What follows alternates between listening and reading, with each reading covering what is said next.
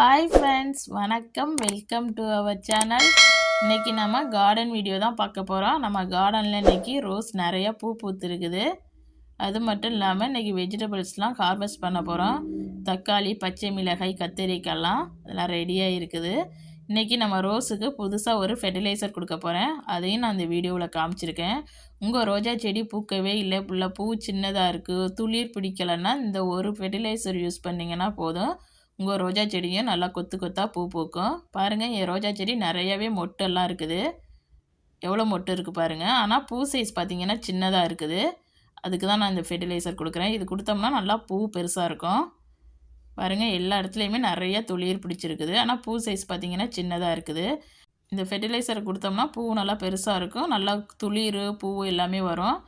First நம்ம இன்றைக்கி ஹார்வெஸ்ட்டை முடிச்சுட்டு அப்புறமாக்கி நம்ம ஃபெர்டிலைசர் கொடுக்கலாம். வாங்க இன்றைக்கி தக்காளியை ஃபஸ்ட்டு ஹார்வெஸ்ட் பண்ணிக்கலாம். தக்காளி நிறையவே ரெடியாக இருக்குது இன்றைக்கி. இதை இன்றைக்கி பறிச்சுக்கலாம். இன்றைக்கி ஒரு நாள் பறித்த வீடியோ மட்டும்தான் காமிச்சிருக்கேன். பாருங்கள், தக்காளி நிறையா ரெடியாக இருக்குது. நல்லா பழுத்தது மரம் பறிச்சிங்கன்னா இந்த மாதிரி கலராக இருக்கும். ஏர்லியாக பறிச்சாச்சுன்னா நம்மளுக்கு கலர் கிடைக்காது, அவ்வளோதான் வித்தியாசம். என்னது நான் நல்லா கலர் சேஞ்ச் ஆனது மரம் தான் பறிப்பேன். நான் உங்களுக்கு கொஞ்சம் முன்னாடியே பறித்து காமிக்கிறேன் அந்த கலர் எப்படி இருக்குதுன்னு காய். இப்போ இதுக்கெல்லாம் நான் என்ன மாதிரி உரம் கொடுக்குறேன், என்ன மாதிரி மண் யூஸ் பண்ணியிருக்கேன்னு கேட்டிருந்தீங்க. நான் மண் வந்து எல்லாத்துக்குமே ஒரே மண் தான் யூஸ் பண்ணியிருக்கேன். ரோஸு அப்புறம் தக்காளி எல்லாத்துக்குமே பாட்டிங் மிக்ஸ் தான் யூஸ் பண்ணியிருக்கேன். இந்த வீடியோவில் காமிச்சிருக்கேன் என்ன மண்ணுங்கிறத. ஏற்கனவே நான் வீடியோவில் காமிச்சிருக்கேன். இருந்தாலும் ஒரு சிஸ்டர் கேட்டிருந்தீங்க, மறுபடியும் நான் காமிச்சிருக்கேன். அது மட்டும் இல்லை, இந்த தக்காளிக்கெல்லாம் நான் வந்து பெரும்பாலும் நான் யூஸ் பண்ணுறது வந்து 2 வேளை தண்ணி ஊற்றிடுவேன். ஏன்னா நம்ம பாட்டிங்கில் வச்சுருக்கிறதுனால தண்ணி நிறையா கொடுத்தா தான் நம்மளுக்கு செடி வந்து நல்லா தளன்னு இருக்கும். ஏன்னா தண்ணி டக்குன்னு வடிஞ்சிரும். அப்படி தான் நம்ம வந்து பாட்டிங் மிக்ஸ் யூஸ் பண்ணுவோம். ஏன்னா தண்ணியே இருந்துச்சுன்னா தூர் அழுகி போயிடும். அதனால் நம்ம வந்து தண்ணி ஊற்றினோடனே வடிஞ்சு போயிடும். அதுக்கு தகுந்த மாதிரி தான் நம்ம வந்து தண்ணி கொடுத்துக்கிட்டே இருக்கணும். நான் அரிசி கழுவுற தண்ணி, பருப்பு கழுவுற தண்ணியெல்லாம் நிறையாவே கொடுப்பேன். அப்புறம் காப்பி தூள் போட்டு அதை எரித்து அந்த தண்ணியெல்லாம் மிக்ஸ் பண்ணி ஊற்றுவேன். அது மட்டும் இல்லாமல் நம்ம ஃபெர்டிலைசர்னு பார்த்தோம்னா கடையிலேருந்து வாங்குறது ஆல் பர்பஸ் பிளான்ட் ஃபுட்டுன்னு விற்கும். எல்லா வகையான செடிகளுக்குமே அதை யூஸ் பண்ணிக்கலாம். உங்கள் செடி ஒரு வேளை பூக்கவே இல்லை, காய்க்கவே இல்லைன்னா நீங்கள் அதை ட்ரை பண்ணி பாருங்கள். இப்போ இந்த தக்காளி பழம் பார்த்தீங்கன்னா 2 நாள் கழித்து பறிச்சிருந்தா நல்லா பழமாக இருந்திருக்கும். நம்ம இயர்லியாக பறிச்சதுனால அது கொஞ்சம் கலர் கம்மியாக இருக்குது, அவ்வளோதான். இந்த மாதிரி நல்லா பழுத்தது மரம் பறித்தோம்னா நிறையா கலராக இருக்கும் நம்மளுக்கு. இப்போ நான் பறிக்க கிளம்புனோடனே பசங்கள்லாம் வந்துட்டாங்க. அவங்களும் நான் பறிக்கிறேன்னுட்டு. சரி, அவங்களுக்கு ஆசைக்கு அவங்கள செரி டொமேட்டோ பறிக்க சொன்னேன். பாருங்கள், செரி டொமேட்டோ எப்படி இருக்குன்னு. இது நான் சீட்ஸ் வாங்கி போட்டது தான். இது நான் அமேசானில் வாங்கினேன். இந்த பாட்டிங் மிக்ஸ் தான் நான் எல்லா செடிகளுக்குமே வச்சுருக்கேன். பாட்டிங் மிக்ஸ் இது தான். இது வச்சோம்னா நம்ம வந்து 6 மாதம் வரைக்கும் எந்த ஒரு ஃபெர்டிலைசரும் கொடுக்க வேண்டியதில்லைன்னு இதுலேயே இன்ஸ்ட்ரக்ஷன் போட்டிருக்கோம். நம்ம அந்த மாதிரி நம்ம எந்த ஒரு ஃபெர்டிலைசரும் கொடுக்க வேண்டியதில்லை. ஆனால் உங்களுக்கு இந்த மாதிரி ரோஸ் வந்து பூ சின்னதாகிட்டுனாவோ அல்லது உங்களுக்கு வந்து காயெல்லாம் இந்த மாதிரி காய்க்காமல் இருந்துச்சுன்னா ஒரு வேளை நீங்கள் அந்த மாதிரி நீங்கள் ட்ரை பண்ணி பார்க்கலாம். இந்த ஆல் பர்பஸ் பிளான்ட் ஃபுட்டெல்லாம் நீங்கள் யூஸ் பண்ணிங்கன்னா உங்களுக்கு இந்த மாதிரி காய் வரும். எனக்கு வந்து யூஸ்வலாகவே நல்லா காய் வந்துச்சு. ஏன்னா நான் வந்து ஆர்கானிக் ஃபெர்டிலைசர் நிறையாவே யூஸ் பண்ணுவேன். காப்பித்தூள், அப்புறம் வந்து சமையக்கட்டுலேருந்து நம்மளுக்கு வேஸ்ட்டான தானியங்களெல்லாம் நான் வந்து அப்படியே செடிகளுக்கு போட்டு விட்ருவேன் மண்ணோட.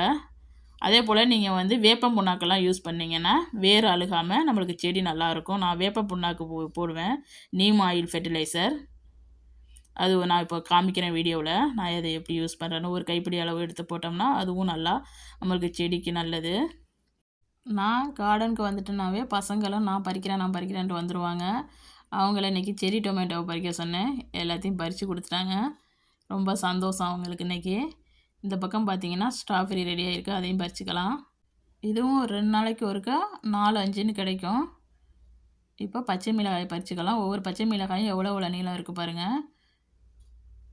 இப்போ நிறையா இருக்குது. எல்லாத்தையும் பறித்தா எனக்கு தேவைப்படாது. நான் கொஞ்சமாக இன்றைக்கி ஊறுகாய் செய்ய போகிறேன். அவ்வளோவுக்கு மட்டும் பறிச்சுக்கிறேன். மீதி இருக்கிறது இருக்கட்டும். நான் இது வந்து நம்ம பட்டை மிளகாயிலேருந்து ஒரு மிளகாய் எடுத்து மண்ணில் தூவிட்டு மேலே லைட்டாக மண் போடணும். ரொம்ப அழுத்தமாக போட்டுறக்கூடாது மண், அப்புறம் முளைக்காது. லைட்டாக போட்டிங்கன்னா ஈஸியாக முளைச்சி வந்துடும் அந்த செடி. நம்ம இங்கே வாங்கி வைக்கிற கண்ணெல்லாம் அது வந்து நம்மளுக்கு காரமே இருக்காது, நல்லாவும் அந்த மாதிரி காய்க்காது.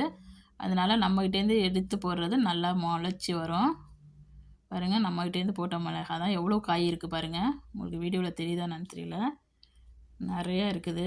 நான் பச்சை மிளகாய் பறித்தோடனே பசங்கள்லாம் கேட்குறாங்க நான் பறிக்கிறேன்னு. பாருங்கள் எவ்வளோ இருக்குதுன்னு. அவங்க ஒடிச்சிருவாங்களோ என்னமோன்னு பயந்து வேற வருது. இருந்தாலும் ஒரு செடியை எடுத்து அவங்ககிட்ட கொடுப்போம். நிறைய செடி இருக்குது, ஒரு 4, 5 இருக்குது.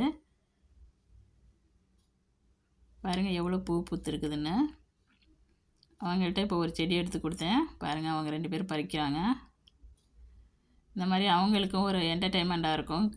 மிளகாய் செடி, கத்திரி செடி, தக்காளி செடினா இப்படி தான் இருக்குங்கிறது குழந்தைங்களுக்கும் தெரியணும். நம்ம வீட்டில் செடி வளர்த்தா தான் அவங்களுக்கும் தெரியும் இந்த செடி இப்படி தான் காய்க்கும்னு.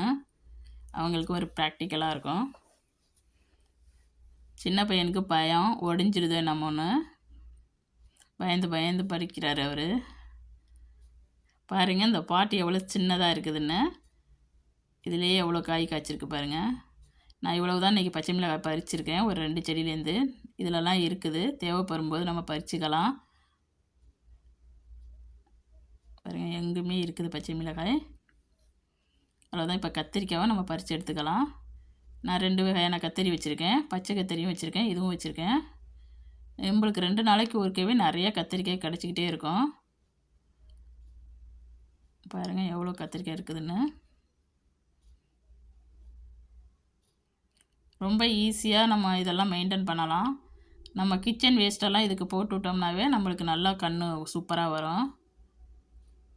நம்ம அரிசி இட்லிக்கெல்லாம் ஊற வச்சா நிறையா தண்ணி கிடைக்கும் இல்லையா, அதெல்லாம் ஊற்றலாம். பாருங்கள் இன்றைக்கி ஹார்வெஸ்ட்டு தக்காளி, கத்திரிக்காய், பச்சை மிளகாயெல்லாம் நிறையாவே கிடச்சிருக்கு. தக்காளி எல்லாம் பாருங்கள் எவ்வளோ கலர்ஃபுல்லாக இருக்குதுன்னு. பச்சை மிளகாய் பார்த்திங்கன்னா ஒன்று அவ்வளோ நீளமாக இருக்குது. இது என் பசங்க பறித்து கொடுத்தது இன்றைக்கி. பாருங்கள் பச்சை மிளகாய் ஒன்று எவ்வளோ நீளமாக இருக்குதுன்னு. இந்த மாதிரி பச்சை மிளகாய் இந்தியாவிலேயே கிடைக்கிறது கஷ்டம். என் கார்டனில் எவ்வளோ நீளமாக இருக்குது பாருங்கள்.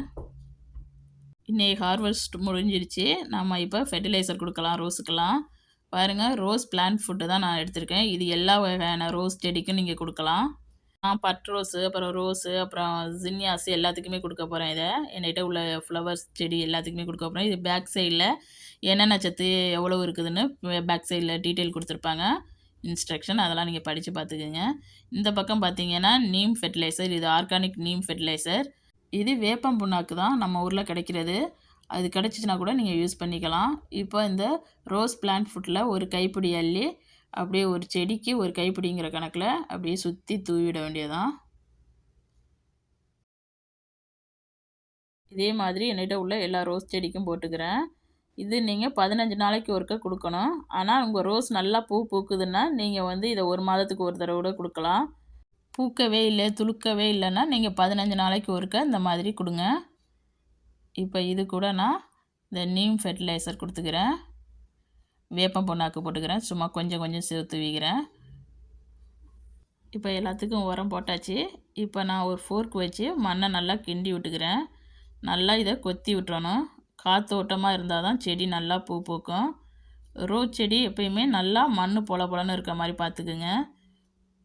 கொஞ்ச நாளைக்கு ஒருக்க, ஒரு 15 நாளைக்கு ஒருக்க நீங்கள் நல்லா மண்ணை கிண்டி விடுங்க. இல்லைன்னா 1 மாதத்துக்கு ஒருக்கனாலும் நீங்கள் கிண்டி விடணும். அப்போ ரோஸ் நல்லா பூ பூக்கும்.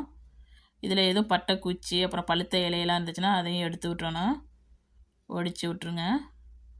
இப்போ இந்த மாதிரி மண் நல்லா லூஸாக இருக்க மாதிரி பார்த்துக்குங்க. அப்போ தான் காற்றோட்டமாக இருந்துச்சுன்னா தான் நம்மளுக்கு நல்லா இருக்கும்.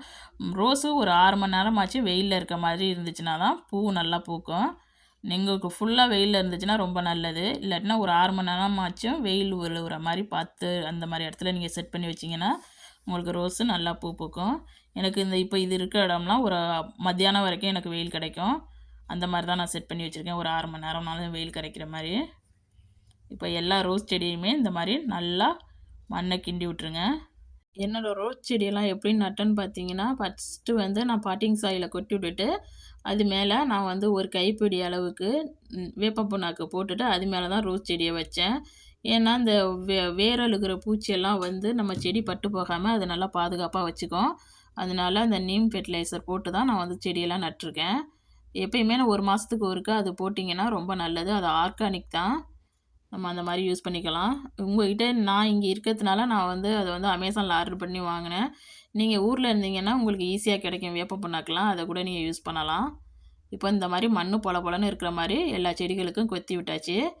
இப்போ நம்ம இந்த ரோஸுக்கெல்லாம் பூச்சி வராமல் இருக்கிறதுக்கு இந்த ஒரு மருந்தை நம்ம ஸ்ப்ரே பண்ணி விட்டோம்னாவே போதும். நம்ம ரோஸில் பூச்சி அப்புறம் எதுவுமே வராது. ரோஸ் மட்டும் கிடையாது, வீட்டில் இருக்க எல்லா பிளான்ட்டுக்குமே நீங்கள் இதை யூஸ் பண்ணலாம். எந்த ஒரு பூச்சியும் வராது. நம்ம இன்றைக்கி வேப்பெண்ணெயில் பேபி சாம்பை மிக்ஸ் பண்ணி ஸ்ப்ரே பண்ணுறோம். அப்படி பண்ணும்போது நம்ம ரோஸு இந்த மாதிரி தான் ஸ்ப்ரே பண்ணணும். எங்கும் படுற மாதிரி இந்த செடியோட எங்கும் நனைச்சி விட்ற மாதிரி நல்லா ஸ்ப்ரே பண்ணி விட்றணும் மேலேருந்து கீழே வரைக்கும். வேப்பெண்ணெய் ஒரு 5 ml எடுத்திங்கன்னா அது கூட ஒரு 4 சொட்டு அளவுக்கு பேபி சாம்பை மிக்ஸ் பண்ணி நல்லா அடித்து விட்டிங்கன்னா நல்லா எந்த ஒரு பூச்சியும் வராது ரோஸுக்கு. இல்லாட்டினா பூச்சி வந்து அப்படியே பூவெல்லாம் கடிச்சிரும். அதுக்கு தான் இதை யூஸ் பண்ணுறது. உங்களுக்கு இந்த மாதிரி கலக்கிறதுக்கு கஷ்டமாக இருந்துச்சுன்னா கூட நீம் ஆயில்னு சொல்லிட்டு ஃபெர்டிலைசரு, ஆர்கானிக் ஃபெர்டிலைசரு கடையிலலாம் விற்கிது. அது கூட நீங்கள் வாங்கி யூஸ் பண்ணலாம். இதே மாதிரி வீட்டில் உள்ள செடி எல்லாத்துக்குமே ஸ்ப்ரே பண்ணிவிட வேண்டியதான். நம்ம செடியில் எதுவுமே பூச்சியெல்லாம் வராமல் பாதுகாப்பாக வச்சுக்கலாம். இந்த வீடியோவை இதோட முடிச்சுக்கிறேன். இந்த வீடியோவில் என் கார்டனுக்கு என்னென்ன மாதிரி மண், உரம்லாம் கொடுக்குறேன்னு எல்லாத்தையுமே இந்த வீடியோவில் ஷேர் பண்ணியிருக்கேன். இந்த வீடியோ பிடிச்சிருந்துச்சுன்னா இந்த வீடியோவுக்கு ஒரு லைக் கொடுங்க. மறக்காமல் என் சேனலை சப்ஸ்கிரைப் பண்ணி வச்சுக்கோங்க. இந்த வீடியோ பார்த்த அனைவருக்கும் நன்றி.